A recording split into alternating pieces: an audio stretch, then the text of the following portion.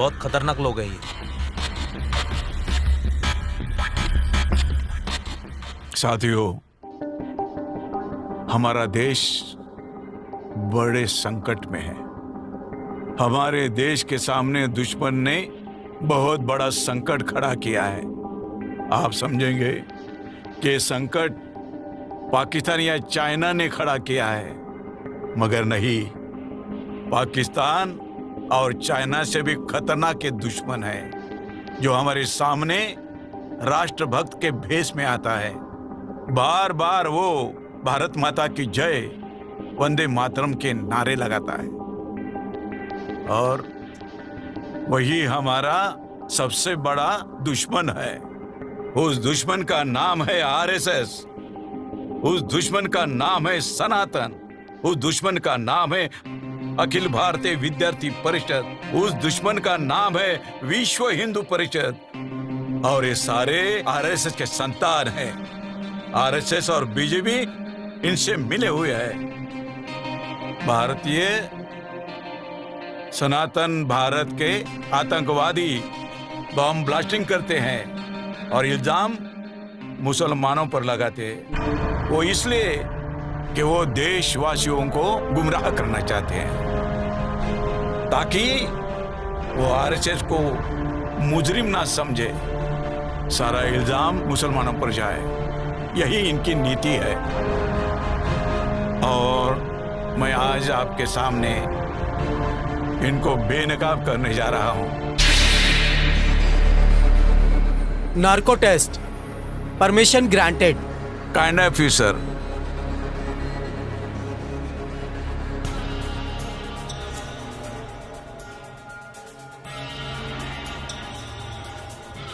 नाम बताइए आपका। मेरा नाम लेफ्टिनेंट कर्नल प्रसाद पुरोहित है। आप किस संस्था के साथ काम कर रही हो? मैं अखिल भारतीय विद्यार्थी परिषद की महामंत्री हूँ। मैं इंडियन आर्मी में लेफ्टिनेंट कर्नल हूँ। विश्व हिंदू परिषद दुर्गा वाहिनी की मुखिया हूँ। मालेगांव बम विस्फोट में कौन कौन शामिल था? मालेगांव बम ब्लास्ट की पूरी जिम्मेदारी मेरे ऊपर थी और 3 लोग थे उसमें शामिल। दहशतवाद और आतंकवाद बढ़ाना क्या ये देश के खिलाफ नहीं है? ये इंडिया हमारा देश नहीं है। हमें आर्यवर्त ब्राह्मण राष्ट्र का निर्माण करना है। ये काम आप कब से कर रहे हो? हमने 2002 से इस बम ब्लास्ट का नियोजन किया था। बम ब्लास्ट और आतंकी हमले मुस्लिम संगठन नहीं बल्कि हम करते हैं। खुद बम ब्लास्ट करते हो और इसका इल्जाम मुस्लिम संगठन पे क्यों लगाते हो? एक तो हमें पुलिस से बचना है और दूसरा हमें मुसलमानों को देशद्रोही साबित करना हमारा काम है। इस बम ब्लास्ट में कितने संगठन शामिल हैं? सनातन अभिनव भारत, अखिल भारतीय विद्यार्थी परिषद, विश्व हिंदू परिषद, ये इसमें शामिल है। ये करने के पीछे आपका क्या मकसद है? 2024 में हमारा सपना आर्यव्रत ब्राह्मण राष्ट्र लाना है। भारतीय संविधान खत्म हो जाएगा और मनुस्मृति का ब्राह्मण राज्य शुरू हो जाएगा। जय आर्यव्रत ब्राह्मण राष्ट्र।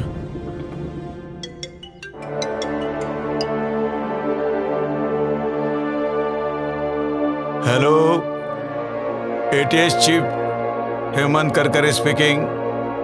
हाँ, क्या कल सुबह? ठीक है, मैं आज ही के फ्लाइट से आ जाता हूँ रात को। कल सुबह मैं ऑफिस में आ जाऊंगा, बता देना। जय हिंद। मैं come in sir? Yes, coming Karkare.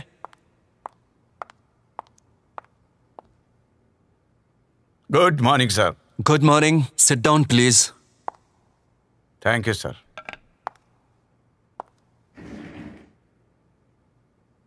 Karkare, आप क्या पागल हो गए हो क्या? मालेगांव केस में कर्नल पुरोहित, प्रज्ञा सिंह ठाकुर, इनके ऊपर आप देशद्रोह का इल्जाम लगा रहे हो, उनको अरेस्ट कर रहे हो। आपको मालूम है वो आरएसएस के लोग हैं। आरएसएस के लोगों के रग रग में देशभक्ति भरी हुई है और आप उन पर देशद्रोह का मुकदमा चला रहे हो, उनको अरेस्ट कर रहे हो। शर्म आनी चाहिए आपको। सर, मैंने कोई गलत काम नहीं किया।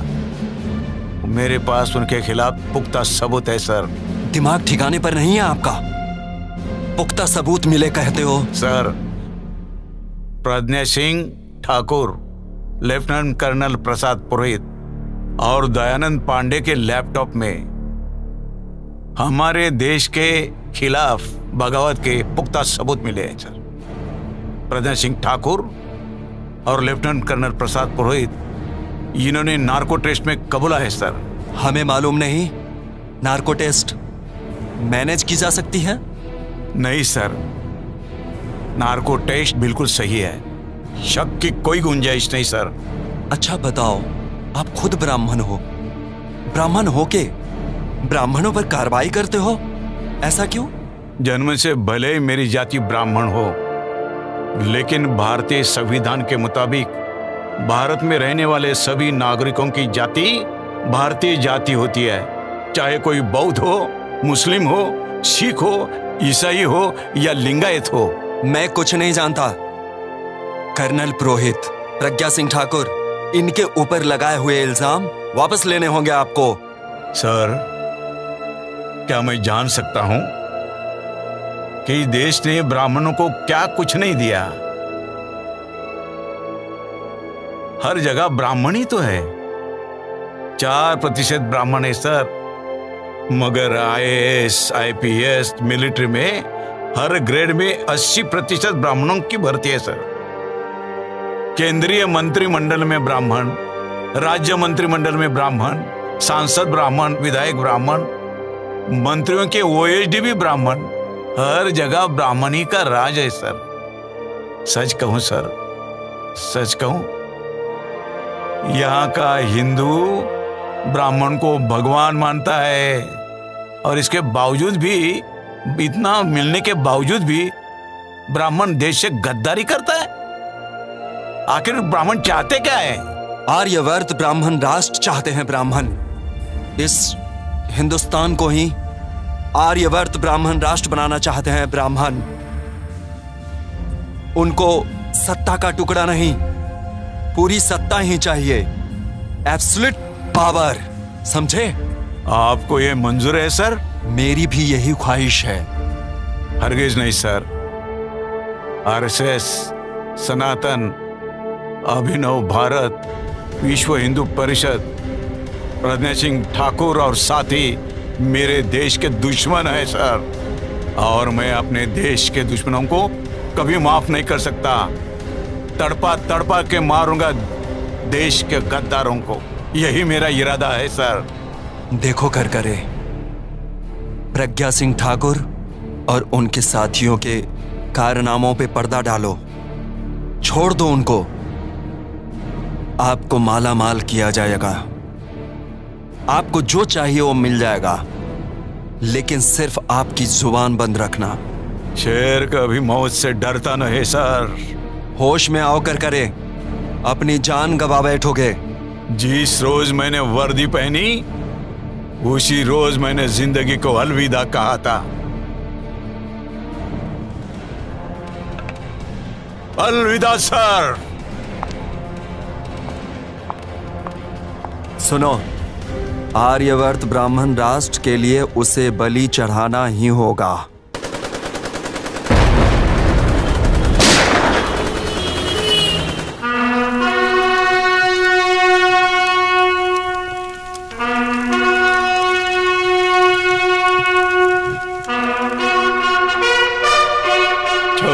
नवंबर 2008 26 नवंबर 2008 में मैं आपके लिए शहीद हो गया, और मैंने आपको आगाह भी किया था कि RSS, अभिनव भारत, अखिल भारतीय विद्यार्थी परिषद, विश्व हिंदू परिषद, सनातन, ये सब हमारे राष्ट्र के शत्रु है, दुश्मन है। मैंने आपको आगाह किया था, मैंने ये भी बताया था कि इनका ख्वाब यहां पर आर्यवर्त ब्राह्मण राष्ट्र बनाने का है। जाग उठो, मगर मैं देख रहा हूं कोई भी जागा नहीं है। ये ब्राह्मण आप में से किसी को हिंदू मानता नहीं, आपको गुलाम मानता है, बेवकूफ गुलाम। ब्राह्मण अपने आप को भगवान मानता है और आपको राक्षस मानता है। जाग उठो, इनको ब्राह्मण राष्ट्र लाना है, संविधान बर्खास्त करना है, क्योंकि ब्राह्मण समता नहीं चाहता। ब्राह्मण अपने आप को श्रेष्ठ समझते हैं और ये हमेशा असंतुष्ट रहते हैं। इनको इस भारत देश को आर्यवर्त ब्राह्मण राष्ट्र बनाना है। साथियों, आप सोचते होंगे कि मेरा बलिदान बेकार जाएगा। मैं आपको आगाह करना चाहता हूं, अगर आप नींद से जागे नहीं तो आप सबका नुकसान हो जाएगा।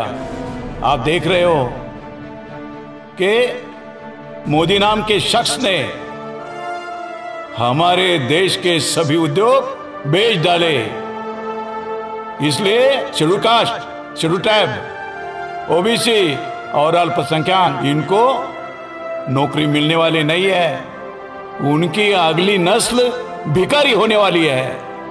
जागो, अभी समय ये कह रहे हैं आपकी बार 400 पार। मैं तो कहूंगा, आपको कसम दिलाता हूं, जब भी कोई बोलेगा आपकी बार 400 पार, तो आपने कहना है कि आपके बार 100 जूते मार। हमको हमारा देश बचाना है और आरएसएस के समय जो भी है वो हमारे देश के दुश्मन है। यहाँ schedule caste, schedule tribe, OBC, Buddhist, Muslim, Christian, Sikh और लिंगायत, ये सब इस देश के मालिक है और इस देश के मालिक कभी देश से गद्दारी नहीं कर सकते। गद्दारी करने वाले ये सभी लोग हैं। इन सभी लोगों से सावधान रहना है, यही मैं कहता हूं। 2024 को जागो। मैं जाग उठा, मैंने जगाने की कोशिश की, बलिदान किया। अब आपको बलिदान नहीं करना है, आपको सिर्फ बटन दबाना है और बीजेपी के खिलाफ वोटिंग करना है। हमारे देश को बचाना है, हमारे संविधान को बचाना है। इनकिलाब जिंदाबाद, इनकिलाब जिंदाबाद, संविधान जिंदाबाद, संविधान जिंदाबाद, जिंदाबाद।